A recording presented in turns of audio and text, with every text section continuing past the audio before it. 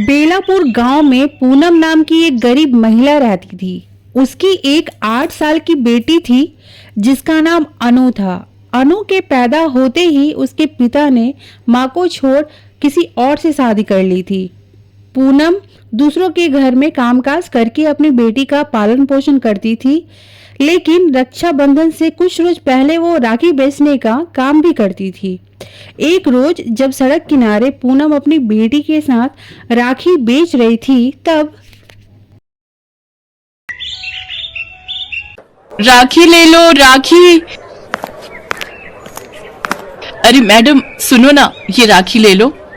नहीं नहीं, नहीं चाहिए तुम्हारी राखी। वैसे भी हम सड़क किनारे से राखी नहीं लेते, ये सब तो घटिया राखी होती है। पूरे दिन में मुश्किल से पूनम की 2-4 राखियां बिक जाती थीं। एक रोज पूनम अनु से, बेटी मैं मालकिन के घर काम पर जा रही हूँ, डब्बे में 2 रोटी रखी है, अचार के साथ खा लेना। ठीक है माँ। पूनम काम पर चली जाती है। अनु दिन में खाना खाकर लेटी हुई होती है। तभी वो सोचती है, माँ कितनी मेहनत करती है मेरे लिए, तो आज क्यों ना मैं माँ की थोड़ी मदद कर दूं। अनु भरी दोपहरी में राखी बेचने के लिए निकल पड़ती है। दिन से शाम हो जाती है, लेकिन कोई ग्राहक उसकी राखी खरीदने नहीं आता। वो उदास हो जाती है। आज तो एक भी राखी नहीं बिकी। सोचा था कुछ पैसे आ जाते तो माँ खुश हो जाती। तभी वहाँ से एक 14 साल का लड़का गुजर रहा था और अनु को देखकर सोचता है, एक काम करता हूँ, ये नकली का नोट इस लड़की को देकर इससे सारी राखियाँ खरीद लेता हूँ। कम उम्र की है, असली नकली नोट की पहचान नहीं कर पाएगी।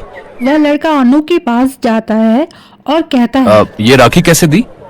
10 रुपए की एक है भैया, ले लो ना। तुम्हारे पास कितनी रखी है? 100 राखियां हैं भैया। वो सब मुझे दे दो और ये लो 1000 रुपए। बेचारी अनु खुशी खुशी सभी राखियां उसे दे देती है और वो लड़का 500-500 के 2 नोट उसे पकड़ाकर वहां से चला जाता है। अनु घर आकर वो पैसे अपनी माँ को देती है। देखो माँ, आज कोई भला इंसान आया था और हमारी सारी राखियां खरीद कर चला गया। ये देखो पूरे 1000 रुपए। अरे लेकिन ये तो नकली नोट है। क्या नकली नोट? ओहो, लगता है उसने तुम्हें ठग लिया। बेचारी अनु को बहुत दुख होता है। वह रोने लगती है और रोते रोते माँ की गोद में सो जाती है। अगले दिन राखी का त्योहार था। सभी बहनें अपने अपने भाइयों को राखी बांध रही थीं। बेचारी अनु का कोई भाई नहीं था। माँ, मेरा तो कोई भाई नहीं है, मैं किसको राखी बांधूं? बेटा मैं काम पर जा रही हूँ, एक काम कर, तू मेरे साथ मालकिन के घर चल। तू मालकिन के बेटे को ही राखी बांध लेना। ठीक है माँ।